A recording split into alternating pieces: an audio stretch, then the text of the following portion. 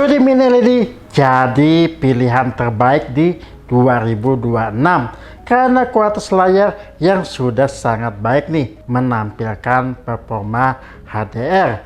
Hampir semua brand sudah punya nih line up QD Mini LED-nya. Dan di samping gue sudah ada Hisense E8Q 65 inci, dimana TV ini jadi salah satu pertimbangan kalian juga. So worth it apa TV QD Mini LED ini? Pastinya simak video ini sampai selesai ya.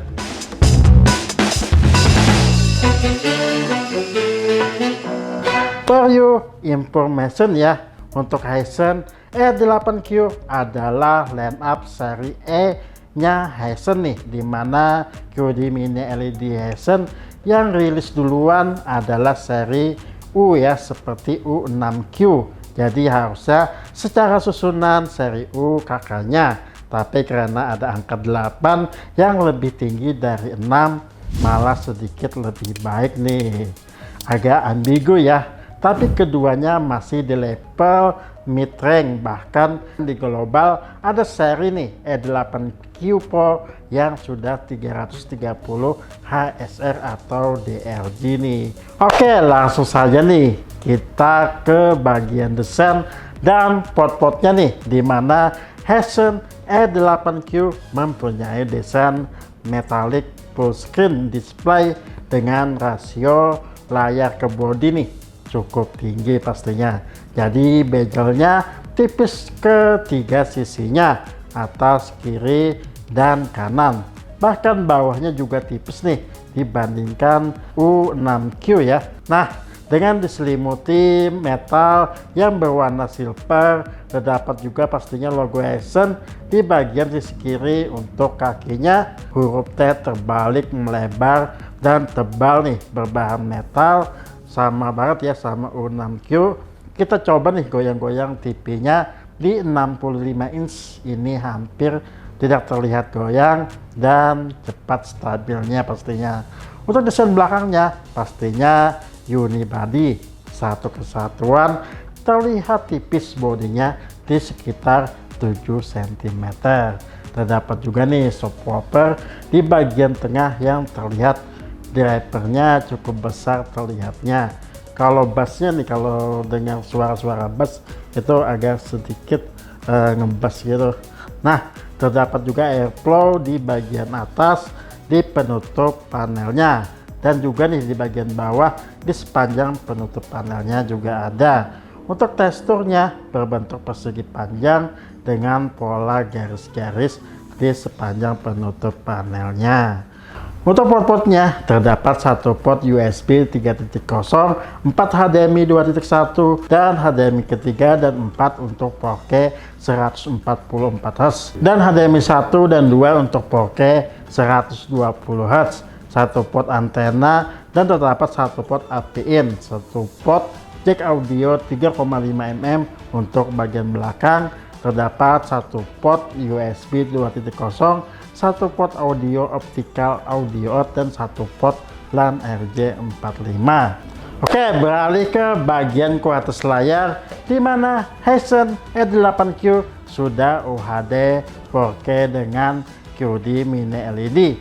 Filter warna quantum dot ditambah menggunakan backlight mini LED dengan refresh rate 144Hz PRR. Untuk white color gamutnya di sekitar 93% DJI P3, sudah support HDR10 Plus dan Dolby Vision IQ.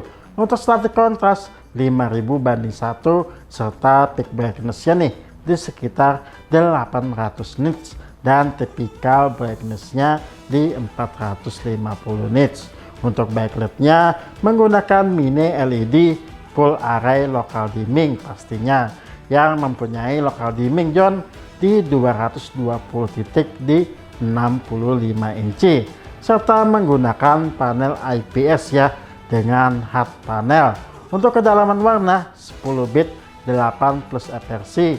Untuk view angle-nya di 178 derajat, pastinya sangat baik ya terlihatnya. Untuk mode gambar HDR-nya nih terdapat standar HDR, playmaker, bioskop HDR, HDR hemat daya, HDR dinamis, serta HDR olahraga. Untuk AI-nya nih, pastinya tersedia ya, seperti AI picture yang memaksimalkan kualitas layarnya. Oke, langsung saja kita coba nih tes kualitas SDR, nonton siaran TV lokal dan HDR10 dan HLG di YouTube dan Dolby Vision IQ di Netflix. Bagaimana gelap terang, shadow dan highlightnya, begitu juga kontras warna di TV QD Mini LED ini, serta kedalaman warna, blooming, DSI layar kotor, dan pastinya view angle-nya.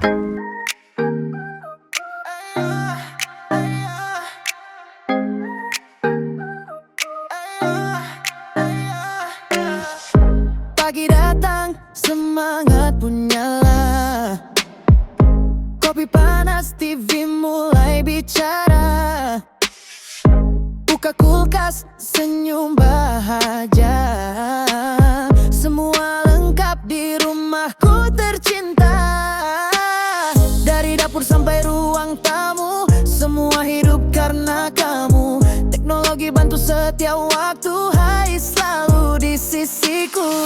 Hai teman setia di rumahku, bikin hidup makin seru. Dari pagi sampai malam tiba, hai hadir penuh cahaya. Hai nyalain semangatku lagi dengan gaya dan teknologi. Setiap hari jadi lebih berarti bersama Hai Home Appliancesku.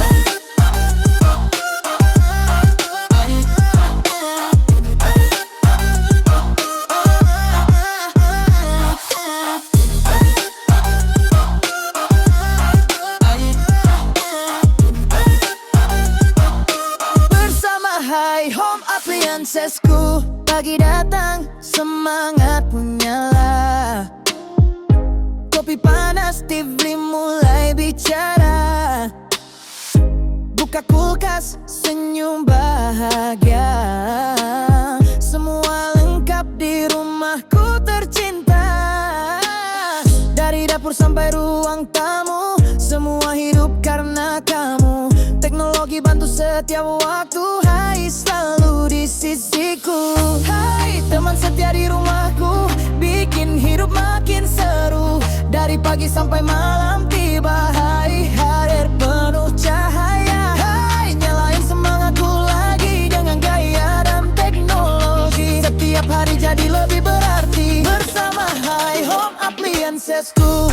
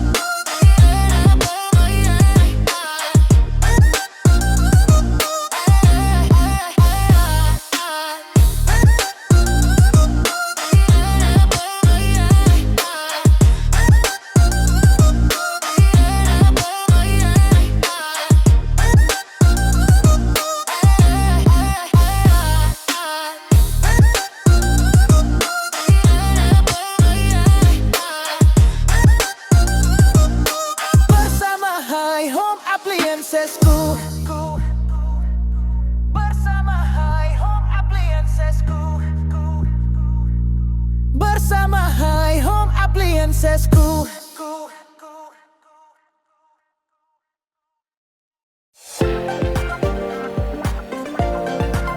Nah, menurut gue yang membedakan adalah pastinya akurasi warna pada Hisense E8Q, di mana untuk SDR-nya nih, siaran lokalnya di 720p masih terlihat baik. Kontras, clarity, pixelated, serta noise-nya di area gelap masih terlihat aman. Untuk HDR10-nya sangat baik ya, kontras warnanya terlihatnya ya. Untuk Hisense salah satu yang nggak perlu dikalibrasi warnanya lagi ya, karena sudah sangat baik. Bahkan skin tone kulit terlihat natural.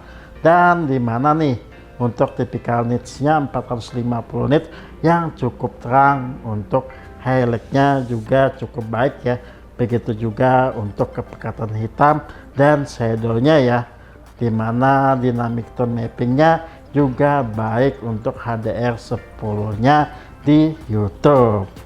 Nah, untuk motionnya juga lebih baik ya, dibantu AI nya, tapi untuk film-film sinematik bisa di off juga ya, atau diganti ke motion film.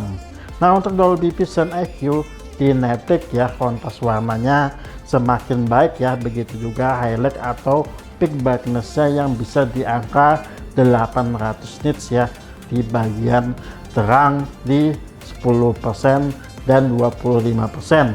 Lokal dimmingnya di konten gelap juga sangat baik, sehingga kepekatan gelapnya masih terjaga dengan baik.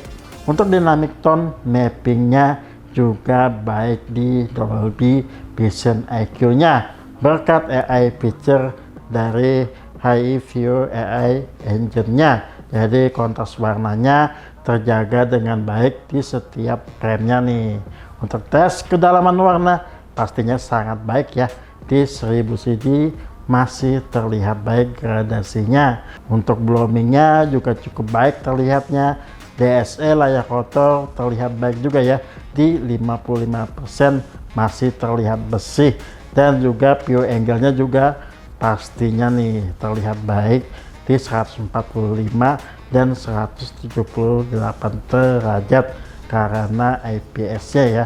Jadi warna dan brightness-nya tidak terlalu turun.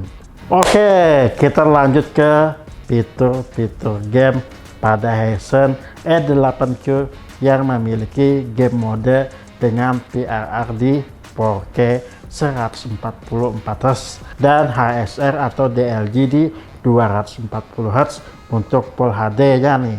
Untuk fitur-fitur wajib, begitu juga gambar yang cukup lengkap di kelasnya, dan juga nih info nih seperti tulisan PRR 120Hz dan alarm yang aktif serta settingan lain yang mempermudah melihatnya nih di menu gambarnya tanpa perlu keluar game atau masuk ke menu setting lagi. Terdapat juga nih AMD FreeSync Premium untuk memperlancar permainan.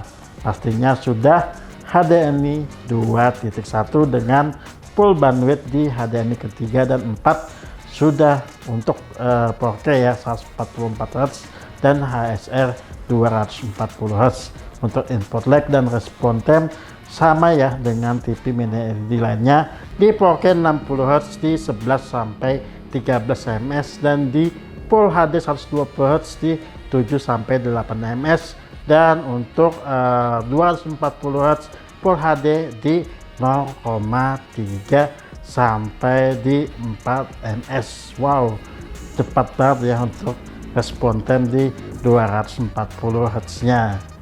Oke, langsung aja kita tes di PS5 bermain eFootball 2026 di 4K 60Hz, Marvel Rivals dan Fortnite di 4K 120Hz, dan juga main PC Valorant dengan HSR 240Hz di Full HD, serta Assassin's Creed Valhalla di 4K 30Hz. Seberapa bagus HDR gaming dan upscalingnya nih di 65 inci, dan seberapa lancar pergerakan main di 240Hz di PC nih.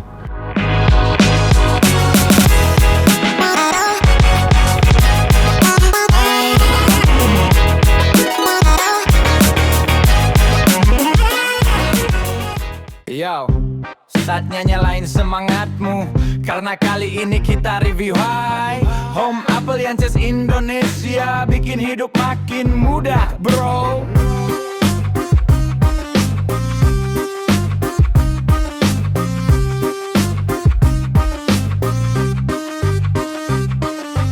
Masuk dapur, kulkas kinclong banget, pendingin cepat, sayur tetap padat, blender nyala, suara lembut halus, smoothie beres, langsung bikin puas, mesin cuci muter, bajuku wangi, air hemat tapi bersih berseri, TV-nya tipis, suara murni, nonton drama sampai larut pagi, dari dapur sampai ruang santai, semua alat di bikin hidup damai. Teknologi keren, desainnya oke, saatnya bilang hai yang paling kecil. Review high, bikin hidup makin easy tiap hari. Review high, produk keren kualitas tinggi, dari AC, kipas sampai mesin cuci. High selalu jadi pilihan pasti. Review high, yang ngerti kebutuhanmu kini.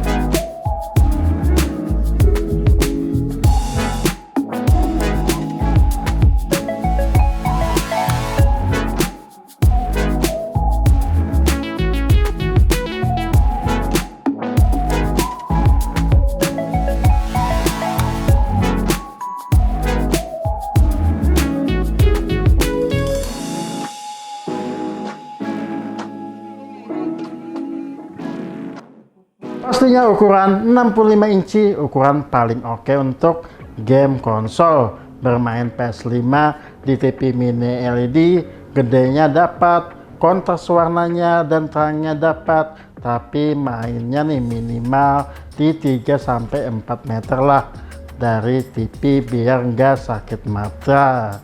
Bermain e-football 4K 60 Hz cukup baik ya, HDR game yang baik seperti kontras warna lapangan, karakter pemain, pergerakan bola yang nggak begitu blur atau mesen, shadownya juga bagus, pergerakan pemain yang input lag-nya juga baik, begitu juga main di 2K 120 Hz di Marvel Rival dan di Fortnite, pergerakannya yang mulus, moving, aiming juga cukup baik dan nggak begitu lag ya.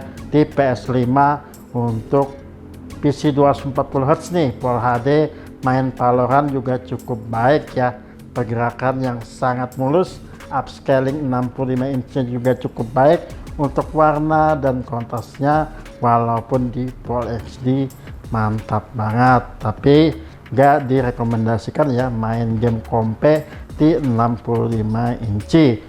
Untuk pahala walaupun dapat di 20-30 fps masih bisa dinikmati ya, panorama yang indah, main beberapa jam seperti sudah jadi picking banget nih untuk menjelajahi dunia gamenya, mantap banget.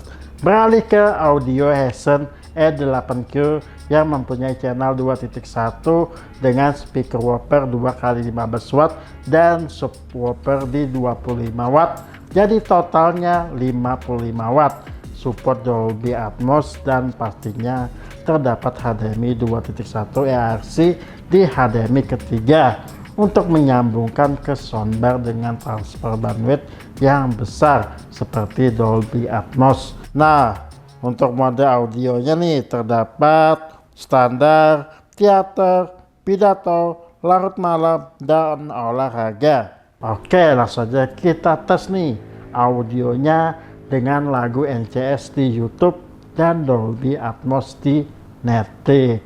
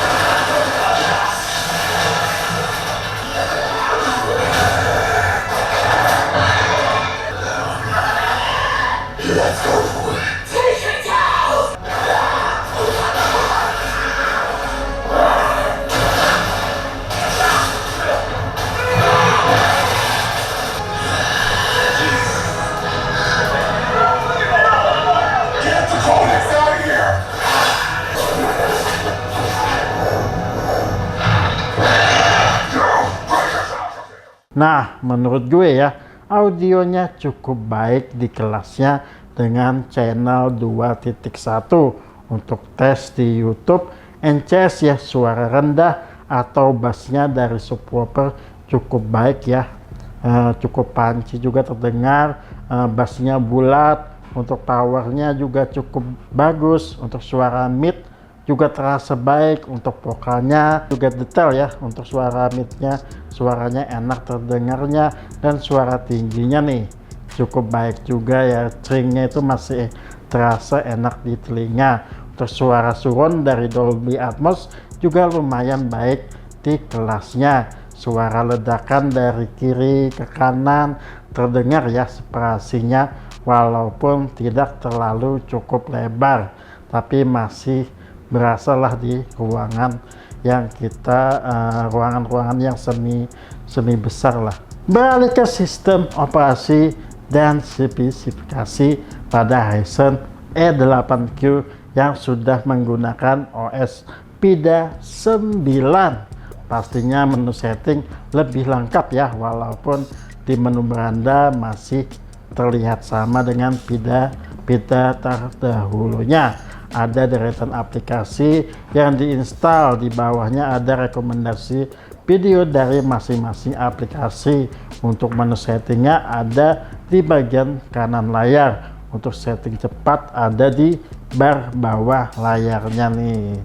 Nah, untuk spesifikasi pada Hisense E8Q sama ya, di kelasnya menggunakan Hi-View AI Engine 4K dengan SoC MediaTek Pentonic 700 atau MT9618, yaitu 4 kali Cortex A73 dengan kecepatan di 1400 MHz, memiliki grafik Mali G52 terbarunya ya, RAM 3GB dan penyimpanannya pastinya di 32 GB.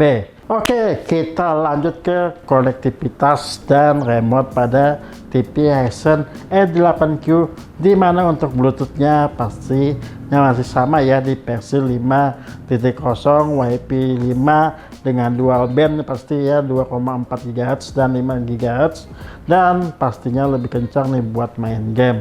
Untuk siaran digital di PVT itu juga pastinya tersedia pada TV ini. Kita coba nih pindai siaran TV lokalnya nih, lumayan banyak dapatnya, dan pastinya mirroring ke HP seperti Miracles dan AirPlay 2 juga tersedia pada TV ini. Nah, pastinya bisa mirroring ya ke produk Apple seperti iPhone, MacBook, tidak perlu aplikasi pihak ketiga lagi. Untuk remote-nya baru ya, sama dengan U6Q, desainnya berasa minimalis, lebih enak digenggam dengan beberapa shortcut tombol ya seperti Netic, YouTube, dengan tekstur garis-garis ya seperti motif-motif kayu dengan warna silver. TV ini juga sudah pastinya ada hands-free voice controlnya. Jadi bisa perintah suara tanpa remote ya, seperti "Hai Pida, open YouTube. Hai Pida, back to home. Hai Pida, open Netflix." Akhirnya sampai juga ke kesimpulan video ini untuk Hisense E8Q di 65 inci. Pastinya OLED mini LED entry level ini secara keseluruhan menawarkan paket yang menarik bagi yang mencari TV dengan kualitas layar dan audio yang seimbang. Teknologi QLED mini LED yang diusungnya jelas ya, menghadirkan kontras yang luar biasa nih, hitam yang pekat dan kecerahan puncak yang sangat baik untuk pengalaman menonton dan gaming yang imersif bersama keluarga pastinya. Nah, pastinya sangat baik juga untuk menonton streaming movie seperti Netflix dengan Dolby Vision IQ-nya dan YouTube-an dengan HDR10 dan HLG-nya, serta gaming TV untuk konsol game PS5 atau PS6 nantinya ya di 4K 144Hz.